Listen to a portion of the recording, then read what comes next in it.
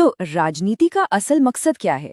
सिर्फ चुनाव जीतना? नहीं, इसका असली मकसद है गवर्नेंस, यानी शासन चलाना, लोगों की जिंदगी को बेहतर बनाना।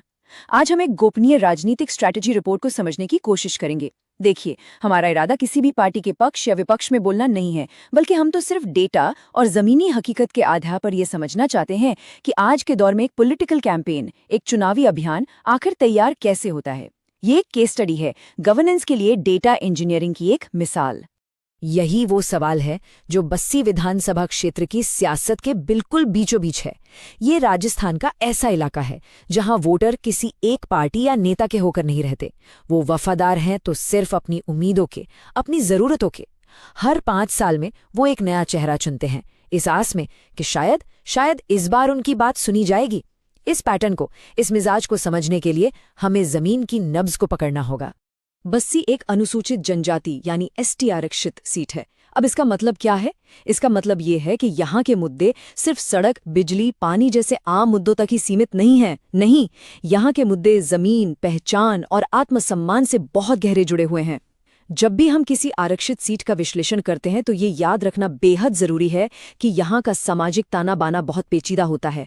पार्टियों की बड़ी बड़ी बातें और राष्ट्रीय मुद्दे यहाँ अक्सर काम नहीं आते। यहाँ काम आता है तो बस व्यक्तिगत संबंध और जमीनी मुद्दों की गहरी, बहुत गहरी समझ। तो चलिए अब जरा आंकड़ों की दुनिया में चलते हैं, क्योंकि कहते हैं ना, आंकड़े कभी झूठ नहीं बोलते। वो एक पैटर्न दिखाते हैं, एक कहानी कहते हैं, और ये आंकड़े हमें बस्सी के वोटरों के मन की एक साफ झलक देंगे। सोचिए, लगभग 80% मतदान। ये कोई छोटी बात नहीं है, ये बहुत बड़ी संख्या है। ये दिखाता है कि बस्सी के लोगों को लोकतंत्र पर, अपने वोट की ताकत पर कितना गहरा विश्वास है। वो चुपचाप घर पर नहीं बैठते, वो वोट डालने के लिए निकलते हैं, क्योंकि उन्हें उम्मीद है, एक उम्मीद कि उनका एक वोट शायद कोई बदलाव ले आए। ये उदासीनता नहीं है, ये बेचैनी है। और 2023 के चुनाव में जीत और हार का फैसला हुआ सिर्फ 6,314 वोटों से। अब आप सोचिए, एक ऐसी सीट जहां 2 लाख से ज्यादा वोट पड़ते हों, वहां इतना कम मार्जिन। इसका सीधा सा मतलब है कि मुकाबला एकदम कांटे का था। कोई भी उम्मीदवार ये दावा नहीं कर सकता कि उसे कोई बहुत बड़ा जनादेश मिला है। ये सीट हमेशा एक तलवार की धार पर खड़ी रहती है। और अब वो आंकड़ा जो इस पूरी कहानी को एक नया मोड़ देता है, सबसे महत्वपूर्ण आंकड़ा। पिछले 7 चुनावों में बस्सी ने 7 अलग अलग विधायक चुने हैं। मतलब यहाँ एक जबरदस्त एंटी इनकम्बेंसी ट्रेंड है। जो भी सत्ता में आता है वो अगले 5 साल में लोगों का भरोसा खो देता है। वोटर हर बार मौजूदा विधायक को बाहर का रास्ता दिखा देते हैं। जरा इस टेबल पर नजर डालिए। ये बस्सी की पूरी राजनीतिक कहानी बयां करती है। 1998 से 2003 तक बीजेपी जीती, लेकिन फिर देखिए, 2008 और 2013 में अंजू धानका निर्दलीय उम्मीदवार के तौर पर जीती। 2018 में लक्ष्मण मीणा भी निर्दलीय जीते, और फिर 2023 में वही कांग्रेस के टिकट पर जीत गए। साफ है, यहाँ पार्टी से ज्यादा उम्मीदवार का चेहरा मायने रखता है। निर्दलीय उम्मीदवारों की जीत ये साबित करती है कि लोग पार्टी के निशान पर नहीं, बल्कि उम्मीदवार की साख पर वोट डालते हैं। हमारे संविधान ने हमें एक जिम्मेदार नागरिक की तरह अपनी बात रखने का हक दिया है ना? और बस्सी के लोग अपने इस हक का पूरा इस्तेमाल करते हैं। तो सवाल उठता है कि ये जो राजनीतिक अस्थिरता है, ये जो बेचैनी है, ये आ कहाँ से रही है? इसका जवाब किसी नेता के भाषण में नहीं है। इसका जवाब तो खेतों में, गांवों की पगडंडियों पर, लोगों की रोजमर्रा की जिंदगी में छिपा है। ये जो स्ट्रैटेजी डॉक्यूमेंट है ना, ये 3 बड़ी और बुनियादी समस्याओं पर उंगली रखता है। पहले, कृषि संकट। दूसरी, गांव में अच्छे सड़क, पानी, बिजली जैसे बुनियादी ढांचे की भारी कमी। और तीसरी, और शायद सबसे बड़ी, खेती के अलावा रोजगार के मौकों का ना होना। ये सिर्फ चुनावी वादे नहीं है, ये लोगों की जिंदगी और मौत के सवाल हैं। ये एक लाइन बस्सी की पूरी कहानी कह देती है। यहाँ की ज्यादातर अर्थव्यवस्था खेती पर ही तो टिकी है, और जब किसान को अपनी फसल का सही दाम नहीं मिलता तो सिर्फ उसकी जेब खाली नहीं होती, बल्कि पूरे परिवार का भविष्य अंधेरे में चला जाता है। यही गुस्सा, यही निराशा वोट में बदल जाती है, और हर 5 साल में ये किसी नए नेता के खिलाफ निकलती है। ठीक है, समस्या तो समझ आ गई, लेकिन इसका हल क्या है? ये रिपोर्ट सिर्फ प्रॉब्लम नहीं बताती, एक पूरा एक्शन प्लान भी देती है। ये सिर्फ चुनाव जीतने का कोई नुस्खा नहीं है, ये तो भरोसा दोबारा बनाने का एक रोड मैप है। 90 दिनों का एक पूरा विस्तृत प्लान। इस रणनीति को आप एक 4 मंजिला सीढ़ी की तरह समझिए। पहला कदम, सुनो। गांव-गांव जाओ, लोगों से बात करो, उनकी समस्याएं समझो और एक लोकल चार्टर बनाओ। दूसरा कदम, एकजुट करो। पार्टी के अंदर और बाहर जितने भी असरदार लोग हैं, सबको एक साथ लेकर आओ।